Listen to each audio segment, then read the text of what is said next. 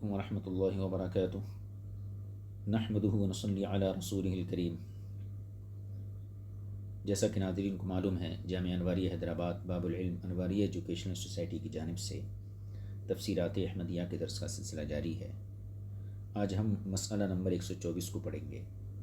مسئلے کا عنوان صاحب کتاب نے جو مقرر کیا ہے، اللہ تعالیٰ کے عذاب سے بے خوف ہو جانا کفر ہے۔ آیت کریمہ جو اس ضمن میں ذکر کی گئی ہے، بسم اللہ الرحمن الرحیم، افامنوا مکر اللہ فلا یأمن مکر اللہ الا القوم الخاسرون۔ کیا وہ اللہ تعالیٰ کی خفیہ تدبیر سے بے خوف ہو گئے؟ خفیہ تدبیر یہ مکر کا ترجمہ کیا گیا ہے، اس کی وضاحت ہم بعد میں کرتے ہیں۔ فلا یأمن مکر اللہ، بس اللہ تعالیٰ کی خفیہ تدبیر سے، فلا یأمن مکر اللہ الا القوم الخاسرون، بس اللہ تعالیٰ کی خفیہ تدبیر سے صرف نقصان اٹھانے والی قوم ہی بے خوف ہو جاتی ہے۔ یہ اس کا معنی ہو گیا۔ اب ہمیں یہ عرض کرنا ہے یہاں پر کہ افامنوا مکر اللہ، یہاں اللہ کے لیے مکر کا لفظ آیا ہے، پھر آگے فلا یأمن مکر اللہ، یہاں بھی مکر کا لفظ آیا ہے، اور اسی طریقے سے قرآن کریم کے دوسرے مقام پر بھی اللہ تبارک و تعالیٰ نے اپنی ذات کے لیے لفظ استعمال فرمایا ہے، جیسے وَمَكَرُوا وَمَكَرَ اللَّهُ وَاللَّهُ خَيْرُ الْمَاكِرِينَ، اور انہوں نے مکر کیا اور اللہ نے بھی خفیہ تدبیر کی، اور اللہ تعالیٰ خفیہ تدبیر کرنے والوں میں سب سے بہتر ہے۔ تو یہاں پر مکر کا ترجمہ خفیہ تدبیر کیا گیا ہے۔ یہ بات یہاں ذہن میں رکھیں کہ اہل سنت والجماعت کے علاوہ جو دیابنا ہیں یا غیر مقلدین ہیں یا دیگر بدمذہب فرقے ہیں، ان کے علماء نے یا پیشواؤں نے قرآن کی جو تفسیریں لکھیں یا قرآن کے ترجمے لکھے، خاص طور پر اردو زبان میں، تو ان تمام حضرات نے ایسے مقامات پر مکر کا ترجمہ مکر ہی کیا ہے، اور بعض نے مکر کا ترجمہ فریب سے کیا ہے، بعض نے دھوکہ دینے سے کیا ہے۔ اس قسم کے ترجمے کیے گئے ہیں، لیکن اللہ تعالیٰ کی عظمت و شان کے لائق یہ تمام تراجم نہیں ہیں۔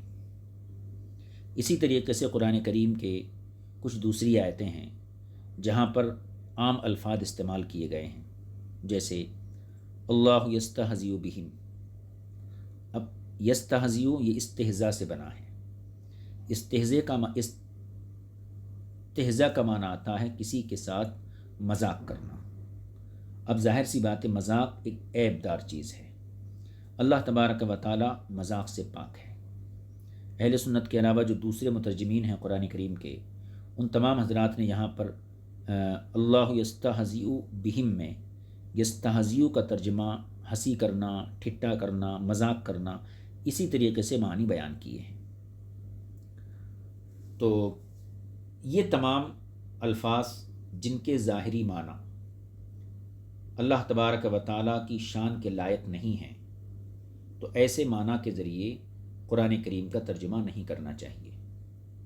اور یہی حال رسول پاک صلی اللہ علیہ وسلم کی ذات کے حوالے سے بھی ہے، یہی حکم حضور اکرم صلی اللہ علیہ وسلم کا بھی ہے۔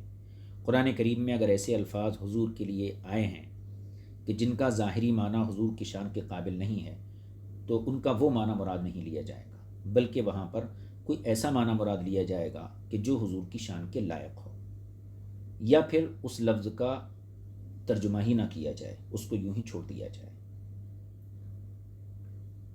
جیسے کہ میں ایک تو لفظ بولتا ہوں یہاں پہ، قرآن کریم میں اللہ رب العزت اپنے نبی کے لیے فرمایا کہ وَوَجَدَكَ ضَالًّا فَهَدَىٰ، اللہ نے آپ کو ضال پایا تو ہدایت دے دی۔ اب ضال کا معنی عربی زبان میں گمراہ ہوتا ہے، گمراہ بھی ہوتا ہے، راہ بھٹکا ہوا بھی ہوتا ہے، بے خبر بھی ہوتا ہے، انجانا بھی ہوتا ہے۔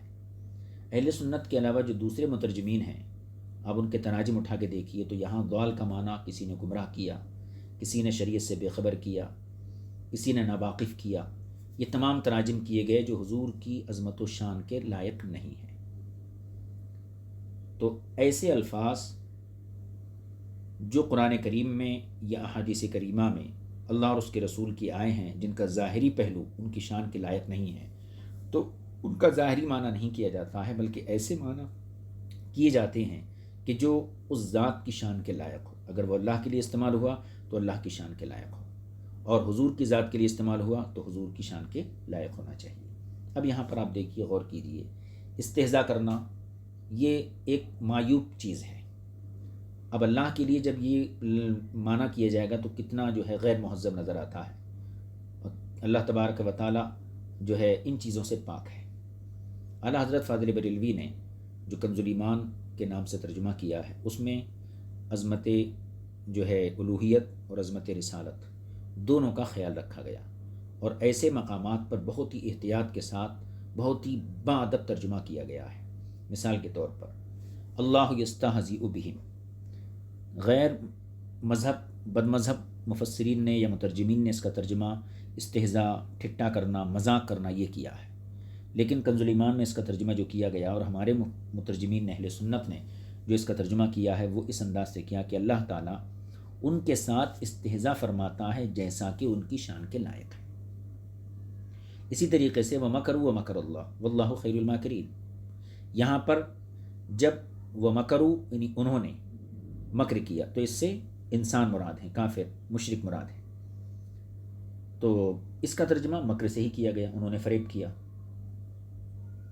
وَمَكَرُوا وَمَكَرَ اللَّهُ، اور اللہ نے بھی، تو یہاں اللہ نے جو مکر کیا، یہاں مکر کا معنی فریب نہیں ہے، بلکہ مکر کا معنی ہے خفیہ تدبیر، تو یہ ترجمہ اللہ کی شان کے لائق ہے۔ اسی طریقے سے آپ دیکھتے چلے جائیے، وَوَجَدَكَ ضَالًّا فَهَدَىٰ، ضال کا ایک معنی گمراہ بھی ہے، اور ضال کا دوسرا معنی جو ہے وہ کسی کی محبت میں خود رفتہ ہو جانا، کسی کی محبت میں اپنے ہوش و حواس اور کہنا چاہیے اپنے وجود کو فنا کر دینا اور خود رفتہ ہو جانا، ضال کا یہ معنی بھی ہے۔ اور اس معنی میں بھی قرآن کریم کے اندر یہ لفظ دوسرے مقام پر آیا بھی ہے، سورہ یوسف کے اندر، قالوا تاللہ انک لفی ضلالک القدیم۔ حضرت یعقوب علیہ السلام جب یوسف علیہ السلام کی جدائی میں رو رہے تھے اور آنسو بہا رہے تھے، تو آپ کے دوسرے بیٹوں نے آپ سے یہی کہا کہ خدا کی قسم آپ اسی پرانی محبت میں گم ہو گئے ہیں۔ تو یہاں پر ضلال کا لفظ باضابطہ طور پر حضرت یوسف علیہ السلام کی محبت میں گم ہونے کے لیے آیا ہے، لہذا وَوَجَدَكَ ضَالًّا میں کس طریقے سے حضور کے لیے گمراہی کا ترجمہ کیا جا سکتا، ہرگز نہیں کیا جا سکتا۔ اس لیے اس کا ترجمہ یہ ہوگا کہ اللہ نے آپ کو اپنی محبت میں خود رفتہ پایا تو اپنی طرف راہ دکھا دی، اپنی طرف راہ بتا دی، اپنی طرف ہدایت دے دی۔ تو اس قسم کے الفاظ جو قرآن و حدیث میں آئیں کہ جن کا ظاہر اللہ کی شان کے لائق نہ ہو، تو ایسے مقام پر یا تو اس کا بے عین ہی لفظ نیچے رکھ دیا جائے اور اپنی طرف سے کوئی تصرف نہ کیا جائے، اور اگر کچھ تصرف کرنا ہے تو ایسا معنی بیان کیا جائے جو اللہ کی شان کے لائق ہے، اور یہی معاملہ رسول پاک صلی اللہ علیہ وسلم کی ذات کے حوالے سے کرنا چاہیے۔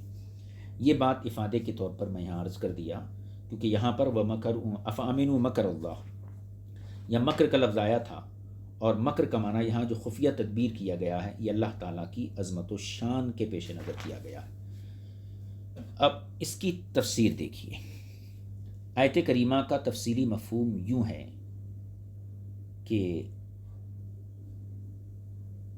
حضرات شعیب اور لوط،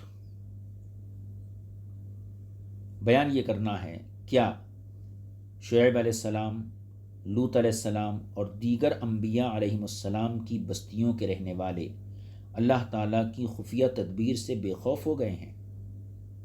اب یہاں پر جو عبارت ہے وہ یوں ہے، کیا حضرات شعیب، لوط اور دیگر تمام انبیاء علیہم السلام کی بستیوں کے رہنے والے اللہ تعالیٰ کی خفیہ تدبیر سے بے خوف ہو گئے؟ خفیہ تدبیر یہ کہ ان لوگوں پر اللہ تعالیٰ کی طرف سے عذاب آئے اور صبح کے وقت غفلت کے دوران انہیں ہلاک کر دیا جائے، یا رات کے دوران انہیں ہلاکت آ گھیرے، بس اس سے صرف وہی قوم بے خوف ہوتی ہے جو سراسر نقصان پانے والی ہو۔ اس آیت کریمہ سے یہ بات سمجھ میں آتی ہے کہ اللہ تعالیٰ کی گرفت سے، اس کی پکڑ سے، بے خوفی اور وہم و گمان سے ورا اس کے بندے کے بارے میں خفیہ تدبیر کا انکار خسران و کفران ہے۔ اس سے تو صرف کافر ہی بے خوف ہو سکتے ہیں، یعنی اللہ کی گرفت سے بے خوف ہونا یہ کام صرف کافر ہی کر سکتا ہے۔ پھر آگے فرماتے ہیں، پھر جس طرح اللہ تعالیٰ کی گرفت سے بے خوفی کفر ہے، اسی طرح اس کی رحمت سے نا امیدی بھی کفر ہے۔ اسی لیے کہ اللہ تعالیٰ نے سورہ یوسف میں حضرت یعقوب علیہ السلام کی بات کی حکایت ذکر کرتے ہوئے ارشاد فرمایا، وَلَا تَيْأَسُوا مِن رَوْحِ اللَّهِ، اور اللہ کی رحمت سے نا امید مت ہو، إِنَّهُ لَا يَيْأَسُ مِن رَوْحِ اللَّهِ إِلَّا الْقَوْمُ الْكَافِرُونَ، اللہ کی رحمت سے مایوس نہیں ہوتے مگر صرف کافر۔ تو یہاں پر اللہ نے اپنی رحمت سے مایوس ہونے والے کو کافر فرمایا ہے۔ تو جس طرح اللہ کے عذاب اور اس کی گرفت سے بے خوف رہنے والے صرف کافر ہوتے ہیں، اسی طرح اللہ کی رحمت سے مایوس ہونے والی قوم بھی کافروں کی ہی ہوتی ہے۔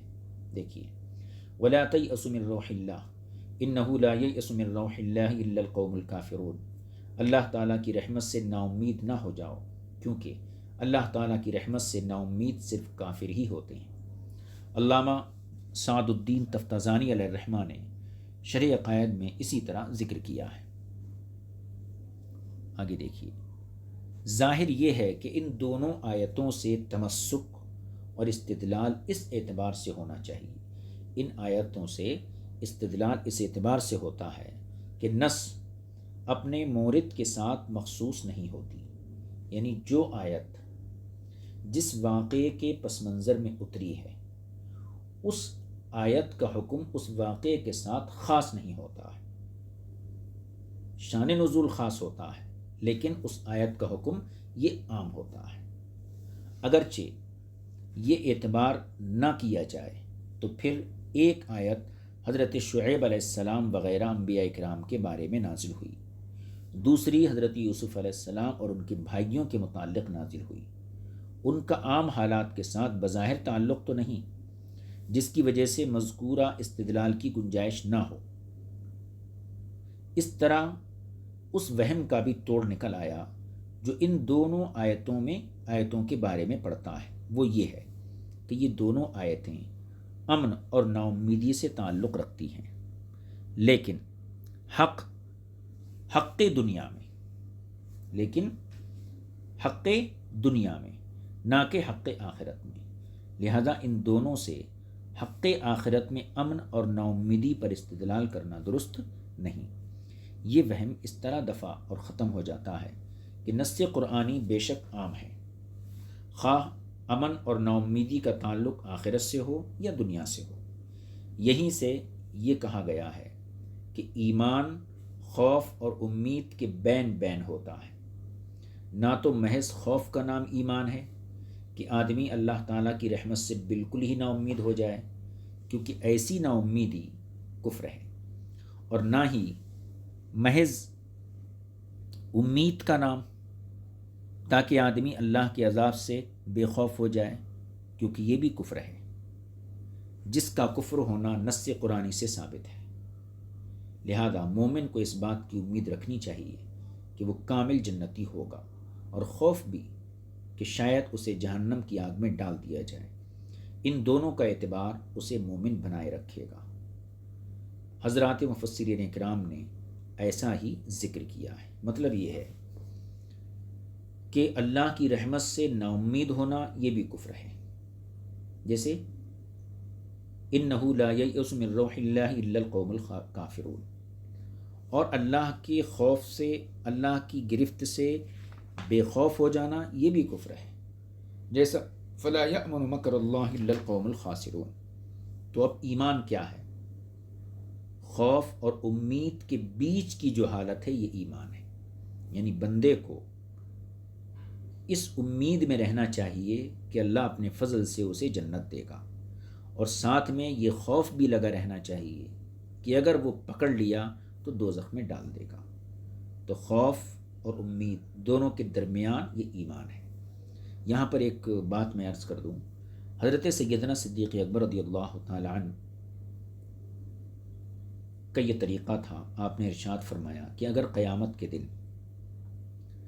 یہ اعلان کیا جائے کہ سارے لوگ جنتی ہیں، صرف ایک دوزخی ہے، تو مجھے ڈر ہوگا کہیں وہ میں نہ ہوں۔ یہ خوف کا معاملہ تھا۔ پھر فرماتے ہیں اگر یہ اعلان کیا جائے قیامت کے دن کہ سارے لوگ دوزخی ہیں، صرف ایک جنتی ہے، تو فرماتے ہیں مجھے امید ہے کہ وہ جنتی میں ہوں گا۔ تو اس طریقے سے مسلمانوں کو ہمیں اپنے ایمان کو امن اور خوف کے درمیان رکھنا چاہیے، نہ اللہ کی رحمت سے بالکل نا امید ہوں، اور نہ اس کی امید پر اتنا اعتماد کریں کہ گناہوں میں ملوث ہو جائیں۔ اس کے عذاب سے ڈرتے بھی رہیں اور اس کی رحمت کے امیدوار بھی بنے رہیں۔ مفسرین اکرام نے اسی طرح اس مقام پر ذکر کیا ہے۔ یہ مسئلہ یہاں بہت مختصر تھا اور اس کی تفسیر مکمل ہو گئی۔ یہ 124 نمبر مسئلہ تھا۔ انشاءاللہ آئندہ مسئلے کو آئندہ درس میں آپ کی خدمت میں پیش کیا جائے گا۔ وصلی اللہ تعالی علی نبی الامی الکریم وآلہ وصحبہ اجمعین والحمد للہ رب العالمین۔ السلام علیکم ورحمۃ اللہ۔